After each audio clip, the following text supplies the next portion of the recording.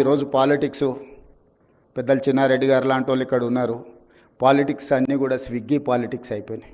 Ideological politics లేకుండా పోయి Swiggy politics వచ్చింది. ఈరోజు ఎవరు ఎంత ఫాస్ట్గా డెలివరీ చేస్తారు, ఆన్లైన్లో ఎవరు వస్తారు, లేకపోతే మనకు కావాల్సింది ఎవరు తొందరగా ఇస్తారని ఎవరు కమిట్మెంట్తో ఉన్నారు, ఎవరి ఐడియాలజీని ఫాలో చేస్తున్నారు, సిద్ధాంతకర్తలుగా లేకపోతే సిద్ధాంతాలను నమ్మేవాళ్ళు, సిద్ధాంతాలను పాటించేవాళ్ళు, సిద్ధాంతాల కోసమే పనిచేసే వాళ్ళు దేశ రాజకీయాలలో తగ్గుతూ వస్తున్నారు.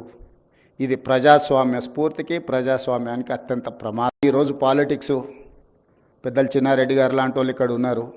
పాలిటిక్స్ అన్నీ కూడా స్విగ్గీ పాలిటిక్స్ అయిపోయినాయి.